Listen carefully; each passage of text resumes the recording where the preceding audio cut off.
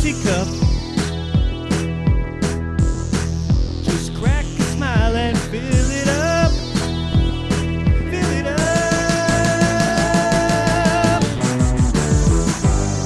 Welcome to After the Final Pour, brought to you by The Malting Hour. I am one of your hosts, Tony Willick, joined always with Brandon Winninger. And for a consecutive 5th week in a row. Did you really count? I just did right now. Danny. Oh, actually 6th week. Howard. Oh, fuck, 7. I'm going through Christmas. I'm going through... I can't remember the last time I missed one. You haven't missed one in a long time. Oh, boy. Silly of me to even count at this point, huh? Yeah. Well, Dan, this is an After the Final Pour that I specifically got because of you. Because you are the Saison man. And you have talked also about numerous times. And so when I saw this bottle from Was, I thought, let's do it. It's the year of being nicer to Dan, which on the last episode, I was pretty nice. I was pretty good. So I figured let's really top this off. Let's put a cherry on top of this, this first half of the month with an Was. What are we drinking? Very good. So this is... By the way, Dan does have a little tiny dry cough. Don't freak out. I had it the last episode. It just never happened. He's going to try and not cough on mic. But if he does, it happens. Yeah. So this is This and That. It's a collaboration with Afterthought, which is out in... I'm blanking right now, but out in the western suburbs. You said it earlier. Yes, I don't remember what it is. I forgot right now. I forgot. It is built on a foundation of Sugar Creek, which is a malter, I guess you would call it. Lombard, yeah, Lombard.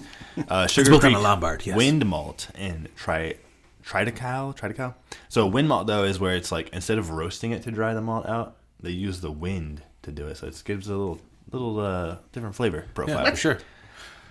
Wind malt. Oh, actually, I didn't even realize it said this here. Wind malt uses a traditional Belgian method for making malt where the barley is dried by the sun and wind after it is germinated rather than by artificial heating methods. Sick. The resulting malt is beautifully unique and has a much more grassy character compared to conventional kilned malts.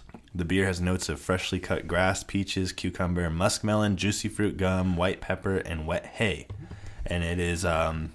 production time is 12 weeks. Ooh. It was fermented in stainless steel and was released in October 2022.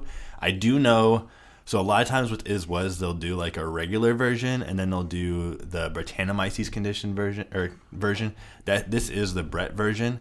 And Afterthought's version, so they brew the beer together and then Was pitches their yeast.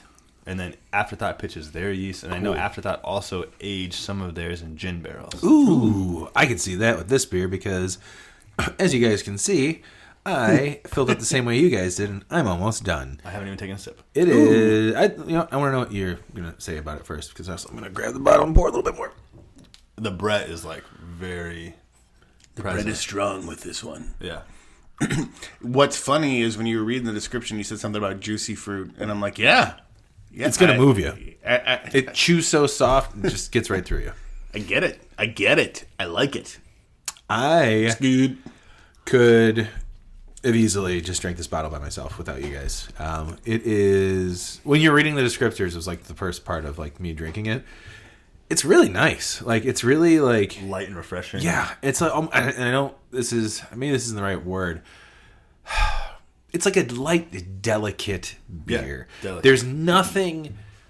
like, everything that you read about it, though, I mean, there's obviously, like, a lot that goes into this beer. But what you get out of it is something that is just a nice, easy drinking, tasty, refreshing beer.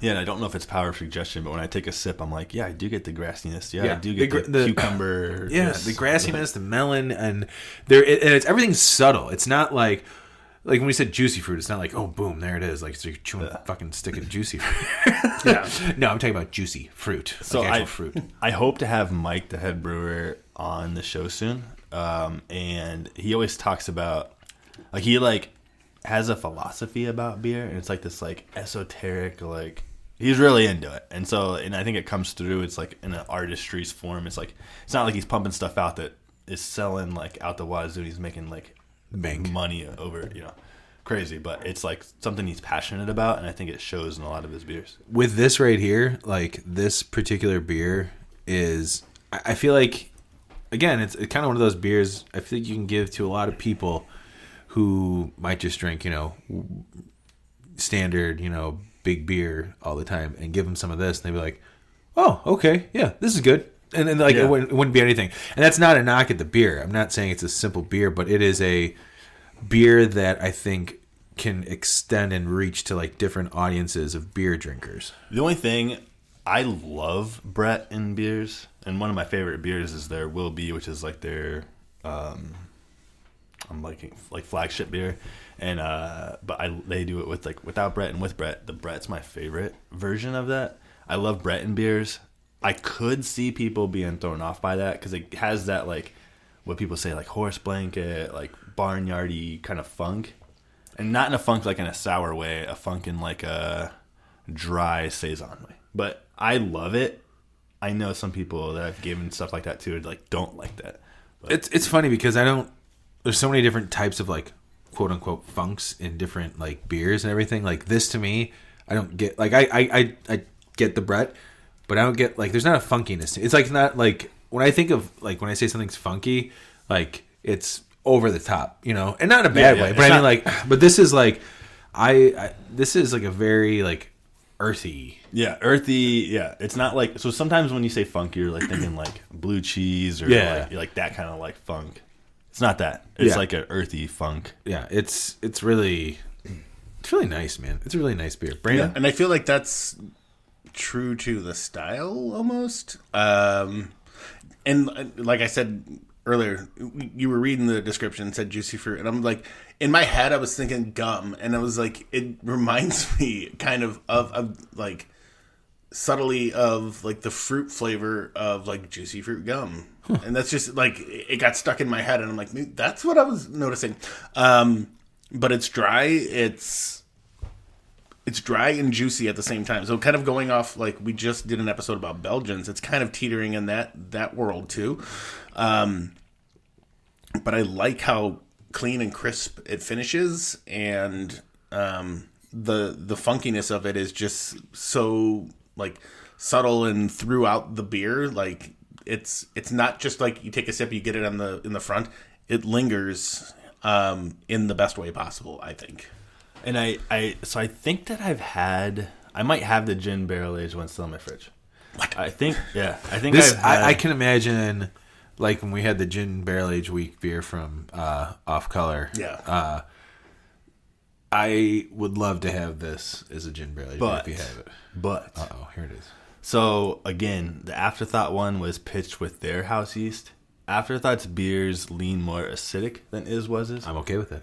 So it doesn't. You're not gonna have any of the Brett. It's gonna be more sour, like lemony. I like that with the gin. But I like that. I mean, that makes sense to me. Like that having like, and it'd be fun to try that. Basically, I mean, Dan, just share the fucking beer with us. I will. But I love how when he does collaborations, they kind of brew the same beer and then they pitch. Each brewery pitches their own thing or like does their own thing to make it different, and it just shows you. You can have like the same malts, the same hop profile, whatever. Basically, do the exact same thing until right at the end.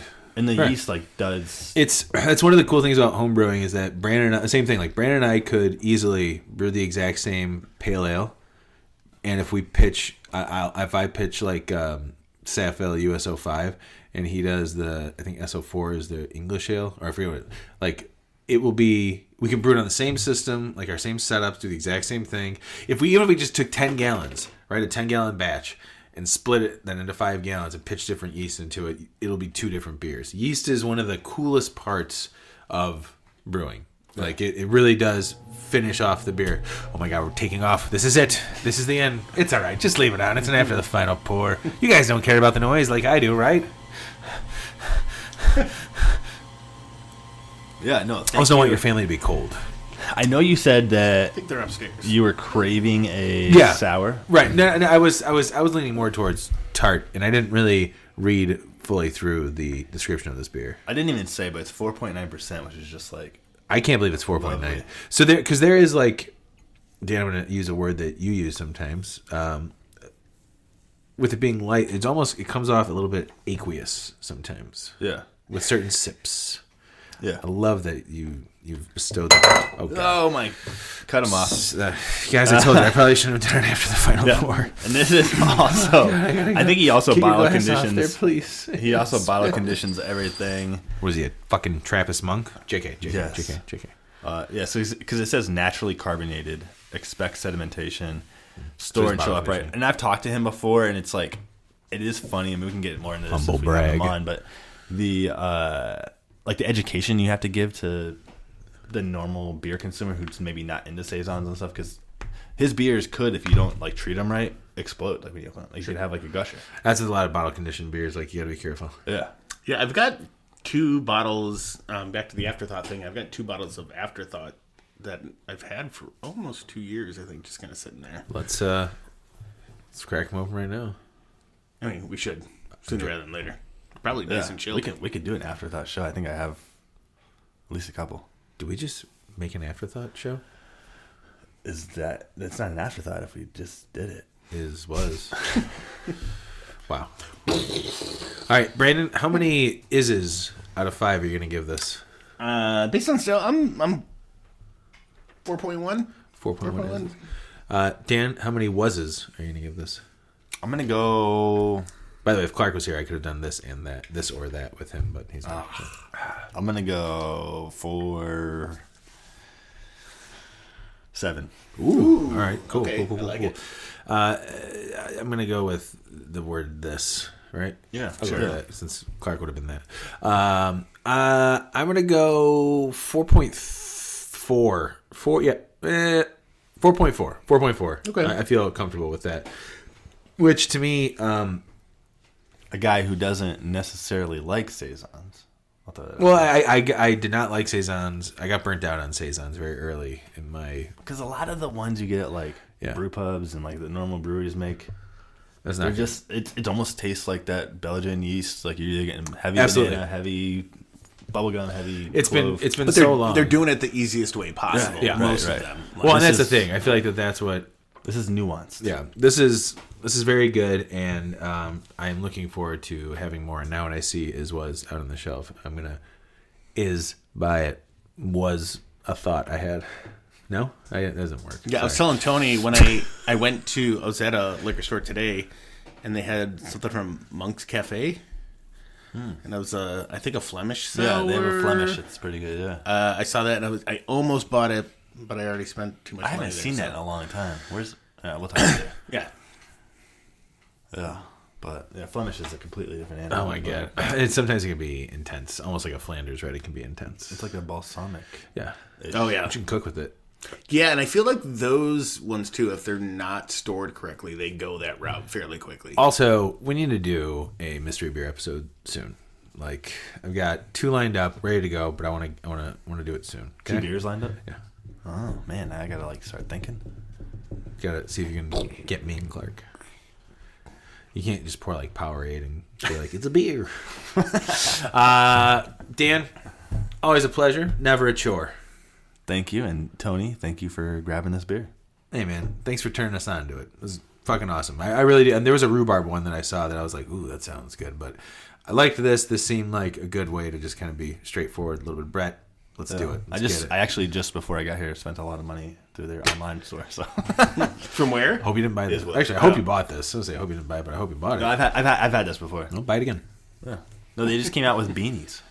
Like hats? Yeah. Oh, cool. So I got one. One yours is fine right now. I know. You just want another one. Another hat. It's like a mustard yellow kind of color. Hey, like the band Mustard Plug. Yeah, mustard plug. This guy knows it. That That's was a horn. Brandon. Love you, man. Love you too, bud. See you guys on the flip side. Later. This has been The Malting Hour. Be sure to follow us on all social media by searching The Malting Hour and at themaltinghour.com. You can also follow us individually on social media. Brandon can be found on Instagram as BMDub81, on Twitter, BDub81, and on Untapped as BDubDrinksBeer. Tony can be found on Instagram and Untapped under Ace of Help Chicago, on Twitter, The Ace of Help Chicago. Clark can be found as Clarkowski on all 3. Dan can be found on Instagram as hip__hops and hip hops on YouTube. Be sure to subscribe, like, and rate the show on your preferred podcast listening platform. Until next time, cheers from all of us at the Malting Hour.